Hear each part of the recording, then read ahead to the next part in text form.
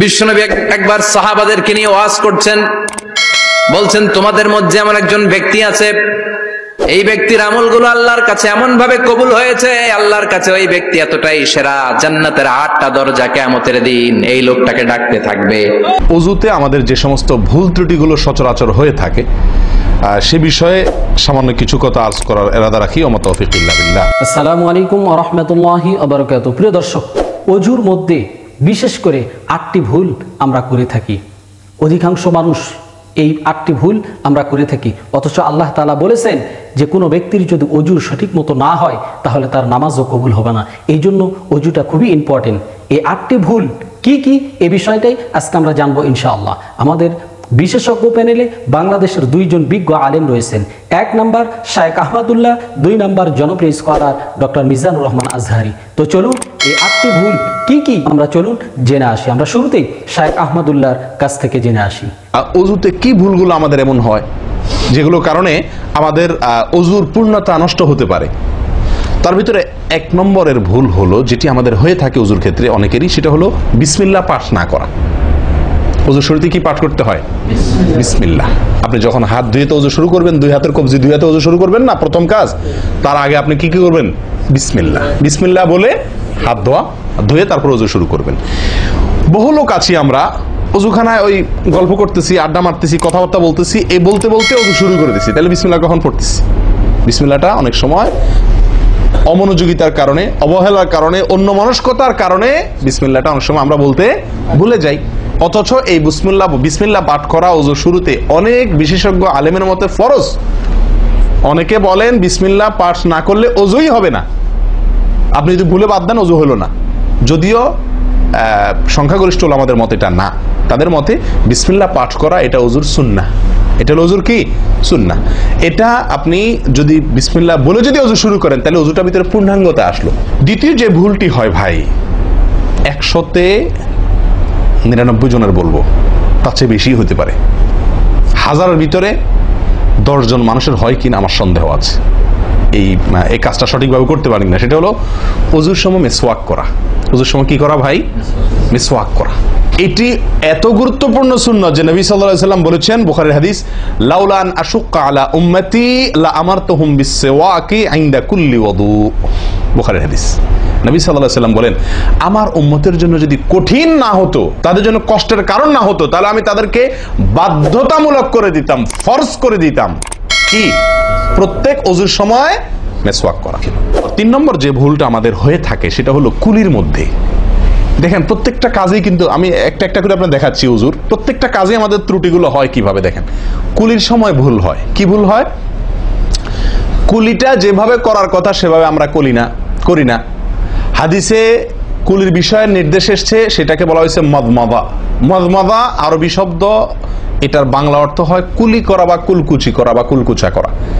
এই কুলি বা কুলকুচা এটা হলো মুখের ভিতরে আপনি হাতের কোষে করে পানি নিয়ে মুখে নাড়বেন, এরপরে ফেলবেন, আবার হাতে নিবেন, কিছু সময় নাড়বেন, 1 সেকেন্ড হোক 2 সেকেন্ড হোক, এরপরে ফেলবেন।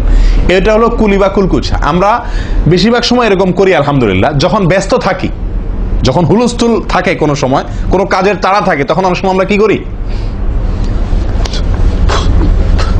হয় কি না হয় না? মুখে নিলাম আর ঢাললাম, মুখে নিলাম আর ঢাললাম, তো তখন মুখের ভিতর নেওয়াও আর ফেলাও, এতে কলি হবে না। নাম্বার 4, নাকে পানি দেওয়া। দেখেন একটা একটা করে দেখেন, প্রত্যেকটাতে ত্রুটি আছে। আল্লাহুল মুস্তাআন। নাকে পানি দেওয়া। নাকে পানি দেওয়ার যে নির্দেশ আসছে হাদিসে, এটাকে বলা হয় ইস্তেনশাক। ইস্তেনশাক শব্দের মূল অর্থ হলো পানি টানা, নাকে পানি টানা। আমরা নাকে পানি টানি না, দেইও না। একটা হলো দেওয়া, একটা হলো ছিটানো, আর একটা হলো টানা। টানা হলো এ ক্লাসের ওযুতে নাকে পানি টানবেন, বি ক্লাসের ওযুতে নাকে পানি দিবেন, 3rd ক্লাসের ওযুতে নাকে পানি ছিটাবেন। আমি কি বুঝাতে পারছি? তো আমরা বেশিরভাগ লোক 3rd ক্লাসের ওযু, সারা জীবন 3rd ক্লাসের ওযু করি। আপনি 3rd ক্লাসের ওযু করে আপনি জান্নাতে যাবেন? 1st ক্লাসে থাইকাও তো যাইতে কঠিন হয়ে যায়। আপনি 3rd ক্লাসের ওযু করে কিভাবে আপনি সালাতের খুলবেন, তালা খুলবেন, কিভাবে আপনি জান্নাতে যাবেন? অতএব ভাই, এই নাকে পানি দেওয়ার বিষয়ে সাবধান থাকতে হবে। দেখুন নিয়ম হলো, আপনি হাতের কোষে পানি নিয়ে নাকে ধরলেন, নাকে ধরে হালকা কি করবেন, টান দিবেন, হালকা টান দিবেন, হালকা টান, কারণ একটু জোরে টান হয়ে গেলে সেটা কি হয়ে যাবে, নাকের তালুতে উঠবে, আপনার কষ্টের কারণ হবে। শরীয়ত আপনাকে কষ্ট দিতে চায় না, শরীয়ত আপনাকে কষ্ট দিতে চায় না, আল্লাহ সুবহানাহু ওয়া তাআলা চান না আমরা কোনো কষ্টে নিপতিত হই। অতএব আমি এমন জোরে টান দেবো না যে নাকের তালুতে ওঠে, কিন্তু হালকা একটু টান দেবো যাতে করে অন্তত সামান্য একটু ভেতরে পানিটা যায়। ধরে একটু হালকা টান দেন, তাহলে ভিতরে কিছুটা পানি যাবে কি যাবে না, এটা আপনাকে করতে হবে। নাম্বার 2, এটা যদি আপনি করতে কষ্ট হয়, টান দিলে আপনি আস্তে টান দিলেও উপরে উঠে যায়, তো দরকার নেই। তাহলে আপনি কি করেন, নাকে পানি দেন। নাকে পানি কিভাবে দিবেন, নাকটাকে অন্তত পানির মধ্যে কি করে রাখেন, চুবাই রাখেন, 1 সেকেন্ড চুবাই রাখেন, কিছু দূর পানি যাবে কিনা, আমি কি বুঝাতে পারছি? আমরা অনেকে বিশেষ করে আমি দেখছি ওযু করার সময় নাকে পানি ছিটান।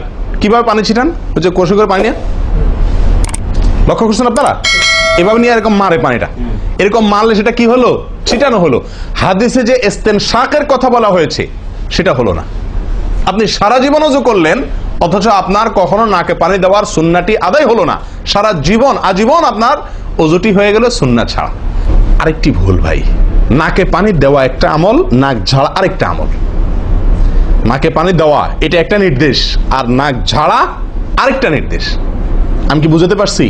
কুলি করা একটা আমল, হাত ধোয়া একটা আমল, হাতের কবজি পর্যন্ত 2 হাতের বিসমিল্লাহ বলা, তারপর তো এটা আছেই। এরপরে মেসওয়াক করা একটা আমল, কুলি করা আরেকটা সুন্নাহ, কুলির পরে নাকে পানি দেওয়া বা নাক দেওয়া পানি টানা আরেকটা আমল, এরপরে নাক ঝাড়া আরেকটা আমল।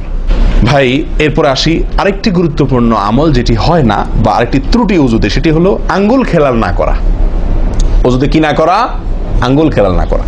আঙ্গুল খেলাল হলো হাত এবং পায়ের আঙ্গুলের যে চিপাগুলো আছে, এই চিপাগুলোতে পানি পৌঁছানোর জন্য, পানি পৌঁছানোটা নিশ্চিত করার জন্য কি করতে হবে, এক হাতের আঙ্গুলকে অন্য হাতের আঙ্গুলের চিপায় ঢুকায়া এভাবে কি করতে হবে, একটু হালকা নাড়তে হবে, যাতে করে জায়গাটাতে চিপাটাতে পানি গেছে এটা নিষ্কারণ। এই চিপাগুলোতে পানি নাও যেতে পারে শুকিয়ে থাকার কারণে।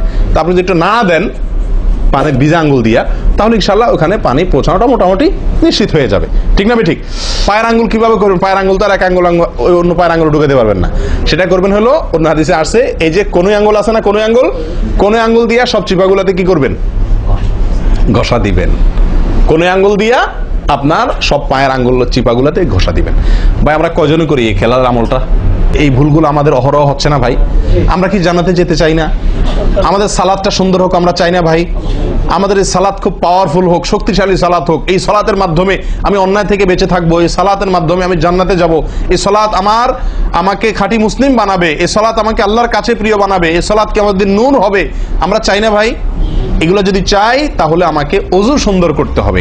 ওযুর ক্ষেত্রে আরেকটি ভুল, এই যতগুলো ভুল বললাম এর ভিতরে বড় 2টি ভুল বলে ওযুর ভুলকে আমরা শেষের দিকে চলে আসছি। একটি বড় ভুল হলো শুকনা থেকে যাওয়া। কোনো জায়গা যদি আপনার অবহেলার কারণে শুকনা থেকে যায়, ওযুর অঙ্গগুলো যেগুলো ধুইতে হবে, তার কোনো অঙ্গ যদি শুকনা থেকে যায়, ওযু হবে? ওযু হবে না। এক ব্যক্তি ওযু করে আসছেন, নবী সাল্লাল্লাহু আলাইহি ওয়াসাল্লাম দেখেছেন তার ওযুর কোনো জায়গা শুকনা আছে, তিনি বললেন যাও আবার ওযু করো, তোমার ওযু হয় নাই। তিনি তাকে পুনরায় ওযু করাইছেন। কেন? তার ওযু সঠিকভাবে হয় না, শুকনা রয়ে গেছে। অনেক সময় দেখা যায় আমাদের অনেক ভাই ওযু করেন, ওযু করলে বেশ কিছু জায়গা, বিশেষ করে যে কোন জায়গাটা, এই জায়গাটা দেখা যায় শুকনা থাকে, এই যে কানের লতির এই যে জায়গাটা, এখানে দেখা যায় একটু কি থাকে, শুকনা থাকে, কপালের দিকে দেখা যায় শুকনা থাকে। এই জায়গাগুলো অনেক সময় দেখা যায়, বহু লোককে দেখা যায় ওযু করে আসছে, এখানে শুকনা, এখানে শুকনা, পায়ের গোড়ালি গিরা এই জায়গাগুলোতে শুকনা। কারণ হলো ওই যে অবহেলা করে ওযু করছে, কোন রকম ওযু করছে, ওযুটা যেভাবে করা দরকার সেভাবে করে নাই, ওযুই হবে না। এই যে ভুলগুলো বললাম এগুলা হলে আপনার ওযু হয়ে যাবে, কাগজে কলমে ওযু হয়ে যাবে। কিন্তু এখনকার যে ভুলটা বললাম, যদি শুকনা না থাইকা যা আল্লাহ মাফ করেন, তাহলে কাগজে কলমে ওযু হবে না। বিশ্বনবী একবার সাহাবাদেরকে নিয়ে ওয়াজ করছেন, বলছেন তোমাদের মধ্যে এমন একজন ব্যক্তি আছে, এই ব্যক্তির আমলগুলো আল্লাহর কাছে এমন ভাবে কবুল হয়েছে, আল্লাহর কাছে ওই ব্যক্তি এতটাই সেরা, জান্নাতের 8টা দরজা কিয়ামতের দিন এই লোকটাকে ডাকতে থাকবে, প্রতিটা দরজা বলবে আপনি আমার দরজা দিয়ে ঢুকে জান্নাতে প্রবেশ করেন। সাহাবারা বললেন ইয়া রাসূলুল্লাহ, কে সেই ব্যক্তি? বিশ্বনবী বললেন ওই ব্যক্তির নাম হলো আবু বকর। কিয়ামতের দিন সাইয়েদনা আবু বকরকে 8টা জান্নাতের দরজা থেকেই জান্নাতগুলো ডাকতে শুরু করবে, উদখুল মিন বাবি, উদখুল মিন বাবি, আমার দরজা দিয়ে ঢুকেন, আমারটা দিয়ে ঢুকেন। ওই দরজা থেকে বলবে আমারটা দিয়ে ঢুকেন। আল্লাহু আকবার। বিশ্বনবী আমাদেরকেও নিরাশ করেন নাই। বিশ্বনবী বললেন, কেউ যদি প্রতিদিন 5 ওয়াক্ত নামাজের আগে যে ওযু করে, ওযুর পরে কেউ যদি পড়ে আশহাদু আল্লা ইলাহা ইল্লাল্লাহ ওয়া আশহাদু আন্না মুহাম্মাদান আবদুল্লাহি ওয়া রাসূলুহু, প্রত্যেক ওযুর পরে যেই ব্যক্তি এই দোয়াটা পড়বে, ওই ব্যক্তির জন্য রব্বুল আলামিন কিয়ামতের দিন জান্নাতের 8টা দরজা খুলে দিবে। সেও সাইয়েদনা আবু বকরের সাথে সাথে ওই 8টা দরজা যেটা দিয়ে মন চায় ঢুকতে পারবে। কোন সুবহানাল্লাহ। প্রিয় দর্শক, এতক্ষণ আমরা শুনছিলাম বাংলাদেশের 2 জন বিজ্ঞ আলেমের কাছ থেকে যে আসলে আমাদের সমাজে সচরাচর ওযুর সময় যে ভুলগুলি হয়, এই ভুলগুলি কিন্তু মারাত্মক ভুল। এগুলি সচরাচর আমাদের বাংলাদেশে অধিকাংশ মুসলমান মুসল্লিদের ক্ষেত্রে হয়ে থাকে। তো প্রিয় দর্শক, আলোচনা থেকে আমরা এই বিষয়গুলি জানলাম যে এই ছোটোখাটো ভুলগুলি যেন ওযুর মধ্যে কখনোই না হয়। কারণ আল্লাহ তাআলা বলেছেন যে নামাজ পড়ার আগে তোমরা পবিত্রতা অর্জন করো। আর এই পবিত্রতা অর্জন করি আমরা ওযুর মাধ্যমে। আমাদের যদি ওযুটাই যদি ঠিক মতো না হয়, তাহলে আমার নামাজগুলি কিভাবে কবুল হবে আল্লাহর দরবারে? প্রিয় দর্শক, এই জন্য আমরা যেহেতু আল্লাহকে খুশি করার উদ্দেশ্যেই মূলত আমরা নামাজ আদায় করে থাকি, এই জন্য নামাজের পূর্বে আমাদেরকে ভালোভাবে ওযু করতে হবে। আর এই ছোটোখাটো ভুলগুলি যেন আমাদের ওযুর মধ্যে যেন না হয়। প্রিয় দর্শক, মিজানুর রহমান আজহারি তিনি একটি দোয়ার কথা বলেছেন। এই দোয়াটি যদি আপনি পড়তে পারেন, এই কালিমাটি যদি আপনি পড়তে পারেন, তাহলে আল্লাহ তাআলা জানাই দিয়েছেন পয়গম্বরকে যে ওই ব্যক্তির জন্য জান্নাতের প্রত্যেকটা গেট খোলা থাকবে। প্রিয় দর্শক, এই আমলগুলি আমরা অবশ্যই করব। আর এই ছোটোখাটো ভুলগুলি আমাদের যেন না হয়, আমরা সে বিষয়ে গুরুত্ব দেব ইনশাআল্লাহ। প্রিয় দর্শক, পরিশেষে কথাই বলতে চাই, আল্লাহ তাআলা আমাদের সবাইকে যেন সহিভাবে আমল করার তৌফিক দান করেন। আসসালামু আলাইকুম ওয়া রাহমাতুল্লাহি ওয়া বারাকাতুহু।